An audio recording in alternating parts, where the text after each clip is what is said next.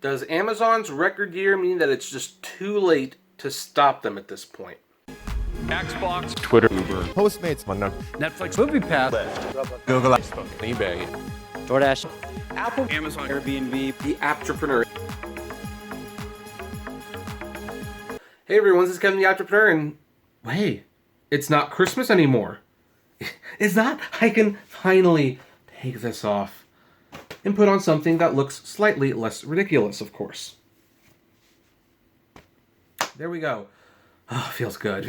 It feels like family, if you will. Anyway, if you are new to this channel, sorry for that little bit of weirdness right there. But hey, if you happen to stick through the rest of the video and you happen to like the video and you want to see more videos like that, please do me a favor and click that subscribe button below and ring that bell notification. We talk about the gig economy, e-commerce, and apps in general. Sometimes we even talk about Netflix, Disney Plus, and video games. Well, today we're going to talk about Amazon. Now, I need to be a little upfront about something.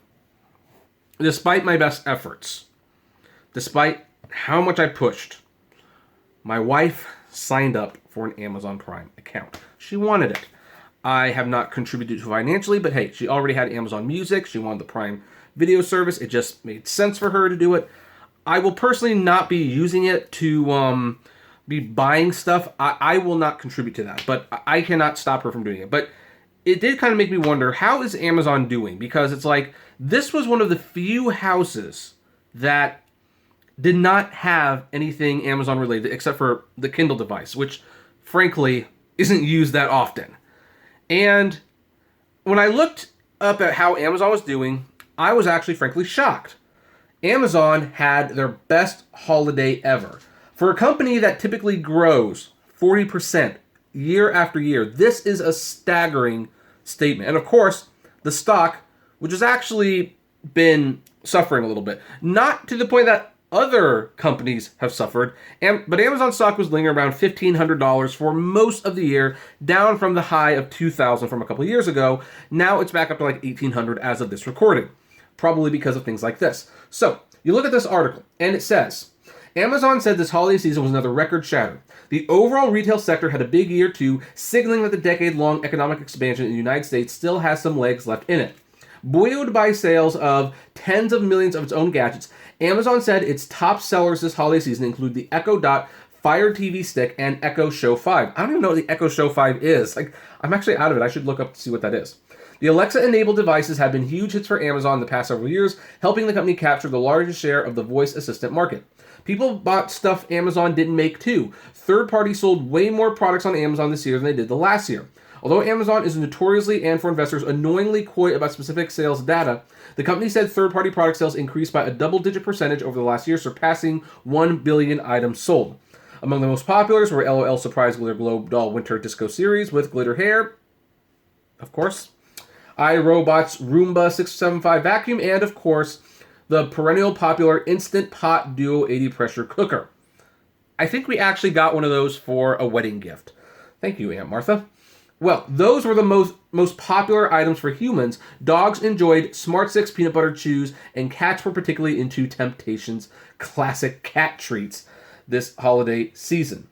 The Guardians by John Grisham was the most sought-after book during the holidays. Home Alone was the most searched holiday movie on Fire TV, and Mariah Carey's All I Want for Christmas Is You has been the most played song on Amazon Music since Thanksgiving.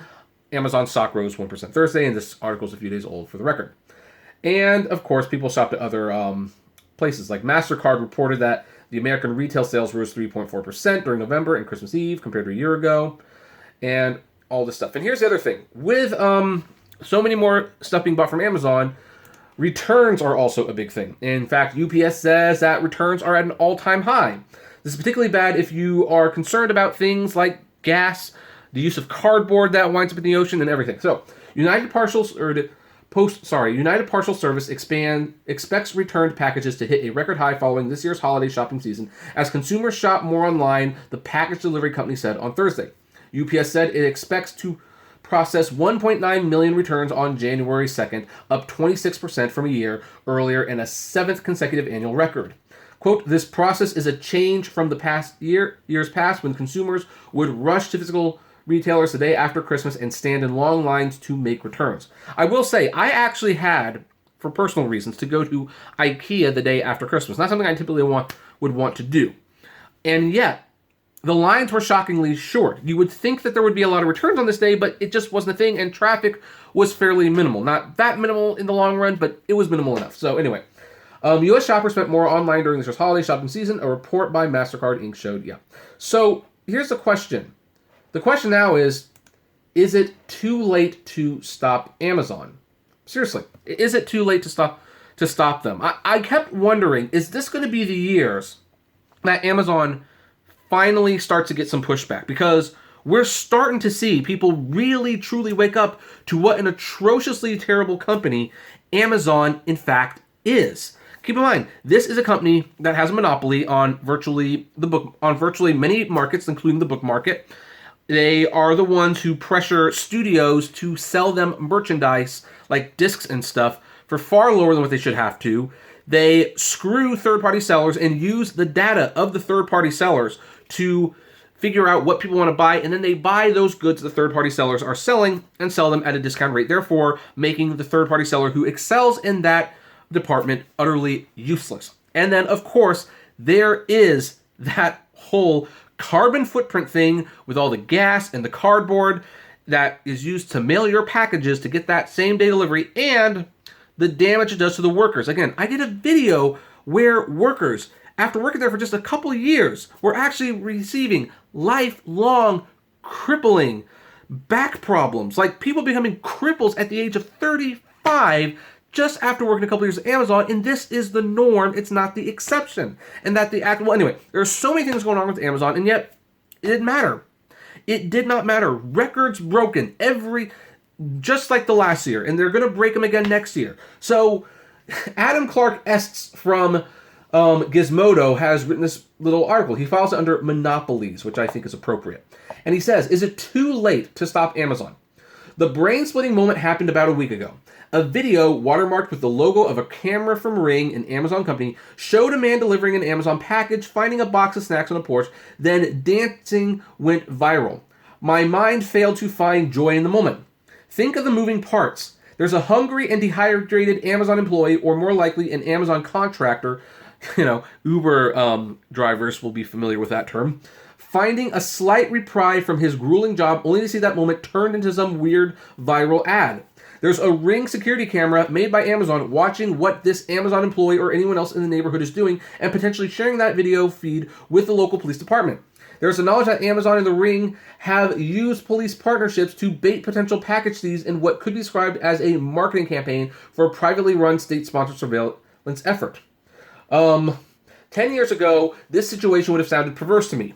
Although Amazon was a much smaller company back then, you might argue that 2010 was a power keg moment for Amazon. Sales were up 40% year after year. The company launched Amazon Studios. In fact, funny story about Amazon Studios. I went to see their first, I believe it was their first movie, Chirac.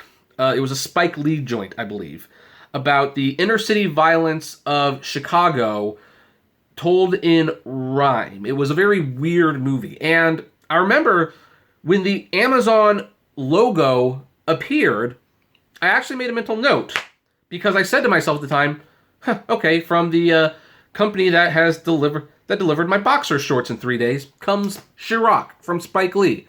What a world. Pretty good movie, though, by the way. And not nearly as good as Manchester by the Sea. Oh, boy.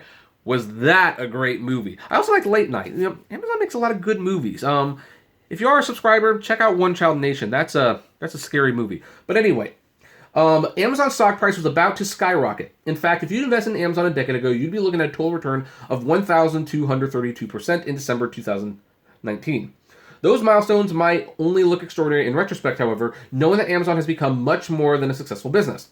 The rest of Amazon's decade was one big hit, one big acquisition, one big record after another. As the next decade arrives, it's obvious that Amazon's founder and chief, Jeff Bezos, has built some sort of grotesque post-capitalistic empire that makes Standard Oil look like a local firewood stand. Not only does Amazon dictate the future of retail in the United States and around the world, its sprawling cloud computing business all but ensures that on any given day, you can't use the internet without putting a penny in Bezos' bank account. And by the way, remember, I told you this, Amazon also wants to provide the internet. What's one to do when staring into depths of dystopia? In this particular instance, maybe stop buying stuff at Amazon. There's nothing like a good old-fashioned boycott to take on our 21st century tycoons, but pushing back against the empire Bezos built is not as simple as no longer shopping at this everything store. I'm afraid it might already be too late to stop Amazon. Think about your life at the end of this last decade. Think about how you bought stuff and survived. Chances are, when you bought stuff on Amazon, you paid for shipping and waited and ultimately wondered if maybe going to the store would have been more convenient. Chances are you couldn't imagine that Amazon would have microphones installed in scores of millions of homes in the near future, or that Amazon Prime would be a ticket to cheaper groceries at Whole Foods. Chances are you didn't worry about Amazon building a privately owned surveillance state. I mean, the funny thing is, I did worry about that. I mean, I'm not a super big conspiracy theorist. I know how I sound when I make these videos, but I'm not. I just was looking at what Amazon was doing and also what Amazon claimed. Jeff Bezos always claimed Amazon was to be the one-all destination for everything, not even just shopping, everything. And so that's why when he decides, hey, we're going to distribute music on streaming service, it's like, and then it's like, we're going to make our own movies and TV shows. Like, we're going to make our own phone. Dear God, I am so glad the phone failed, but they will probably try again. The reason they have these devices is because they want you to be in their ecosystem. Granted, they all want you to do that, but Amazon's just a little bit worse about it. So anyway, let's look at this. But let's try to walk through history. In 2010, things were quite different for Amazon customers. At the time, to most people, Amazon was still just an online retailer and not necessarily an essential one. Amazon Prime was also on the fringes. Although the program had been around since 2005, the free 2-day shipping benefits were still limited to certain items, and additional benefits like Amazon Prime Video were in their infancy. Yet, by participating in the strange Amazon fan club, being a Prime member must have felt edgy and unlikely. The dues, $80 a year in 2010, must have seemed like a bargain. Few could have believed that the subscription model would catapult Amazon into its current sphere of power. It's hard to imagine Amazon's current dominance without the success of Prime. In terms of sheer size, Amazon's market cap has grown from around $60 billion a decade ago to a high of over $970 billion this year, a period in which Amazon Prime membership has skyrocketed. The service now has well over 100 million subscribers, and unfortunately, I guess our family is one of them, although I will be doing what I can to change that as soon as the membership expires. In the United States, a standard Amazon Prime membership costs $120 a year, which breaks down to $10 a month. It's a no-brainer for plenty of people. As I explained in a hand-wringing post last year, though, paying for Amazon Prime also tends to encourage you to buy more stuff on Amazon. If you really think about it, Amazon Prime is a 21st century Sam's Club. Pay a membership fee for some discounts, and the next thing you know, you're taking home gallon-sized jars of peanut butter because they were a great deal. Or, in my case, like these 24 packs of Spam that take months to finish. Because I really don't eat that much Spam, but I do enjoy it on the occasional grilled cheese sandwich. Let's see here. It is also built on the backs of gig workers who often receive crappy pay and no benefits to pack and deliver your purchases as quickly as possible, and we've talked about the back problems. I'd argue that Amazon Prime amounts to more than some twisted discount club, though. By becoming a Prime member, customers are self-identifying as Amazon enthusiasts, the most loyal customers who like to buy whatever the company is selling. In recent years, that's included not only books or merchandise, but also fancy groceries, voice-controlled gadgets, and home security systems. All of those new product categories also give Amazon ample opportunity to collect more data on its customers. If you're a Prime member who shops at Whole Foods, asks Alexa about the weather, and uses a Ring security camera, Amazon potentially knows what you eat, when you're sad, and how often you walk around the house. Exposed, let's say. It's still a G-rated channel, right? Few people looked at this online bookseller 20 years ago and anticipated that it would lead the way to crafting a privately owned surveillance state.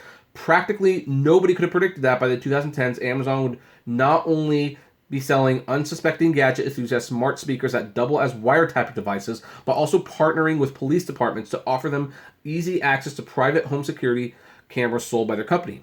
Yet both of those things came true. Alexa is widely regarded by privacy advocates as severely problematic surveillance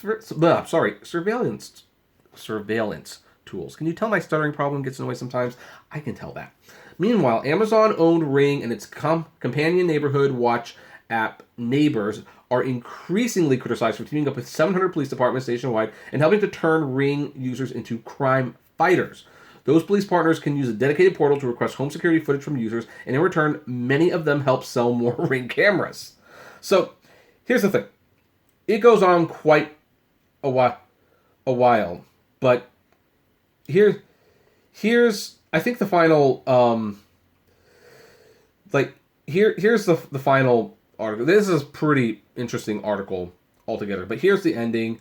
This is where it's going to sound a little bit conspiratorial, and maybe it is, but we might as well look forward to the next decade, because this is what we have to look forward to. Amazon is inevitable.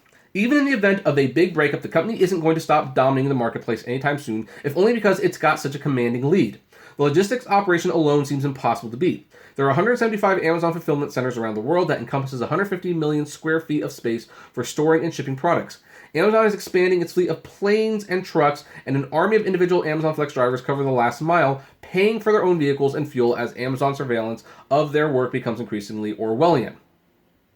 Meanwhile, Amazon has a habit of barring sellers from using competing logistics solutions like FedEx, which I did make a video about that, and I forgot to upload it. I'm really, really sorry about that. I might still upload it, and it will be a lost episode.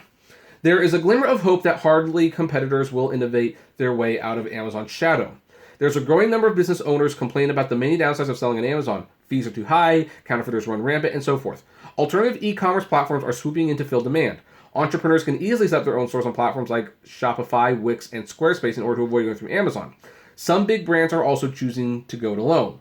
Nike recently announced that it would no longer sell its products through Amazon. Bravo, Nike. I actually respect you for that. Though it would continue to use AWS to power its apps and website. Oh well. Even if these efforts to resist Amazon's continual rise succeed, it's hard to imagine a near future in which the company declines. The next 10 years might not represent the same sort of statistic takeover that Amazon accomplished in the 2010s, but Amazon's influence will surely continue to spread. There are some things you can do to escape Amazon's reach. You can look to the government for tougher regulations on Amazon, or just a general crackdown on monopolistic tech companies. You can change your own buying habits. You can quit buying stuff on Amazon, although you most definitely can't avoid using AWS if you like using the internet. You can avoid the scary Amazon-owned surveillance products like Alexa and Ring. You can even find an old nuclear fallout shelter and live there for the next decade, eating beans out of cans and reading Pulp Fiction. I'm sure that last part is a little sarcastic. You can't stop Amazon alone unless your name is Jeff Bezos, and you might find it in your heart to be less relentless. Did you know that Bezos originally wanted to name his company Relentless instead of Amazon? If you type relentless.com in your browser, it will actually redirect you to Amazon. The inside joke feels pretty dark when you realize how true it becomes. In fact, here's a link to it. Let's click it. We're going to relentless.com. There you go.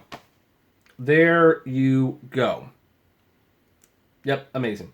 So, anyway, that is Amazon for you. So, well, today's videos are going to be kind of like looking at the past and the future.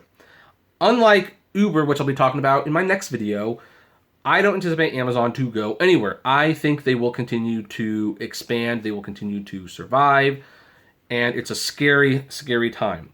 The fact that even that Amazon Prime and Alexa are even in my home, granted Alexa's in the bathroom, because I don't care if they listen that I'm taking the number 2. But they're not going to be in here when I'm making the videos or talking to my wife or friends. It's not going to be in the kitchen where conversations happen. It's going to stay over there. But the fact that it's even in this house kind of goes to show the conundrum. Now, I am still going to do my part as best I can. I can't control my wife. She wants the music. She wants the Prime Video. And granted, it'd be nice to watch the Marvels and Miss Maisel, of course. I will not be buying anything from Amazon like I have not bought from them in a good 4 years. And before that, 9 years before that. So, just not going to do it. But I do hope that, at the very least, people watching this can consider maybe changing their buying habits. And here's the thing. I know Amazon's convenient. Here's the thing. It's just as convenient to go to BestBuy.com. It's just as convenient to go to Target.com. Just as convenient to go to Walmart.com. Heck, you want expedited shipping on your books and stuff? Barnes & Noble yearly membership costs $25 for the whole year, and you get free expedited shipping on everything you buy there, and their book and movie prices are just the same as Amazon's, sometimes a little lower when you buy online. There are plenty of places you can go to buy things on Amazon. I don't know why people have to keep coming here. But anyway, that's where we're going to leave this video.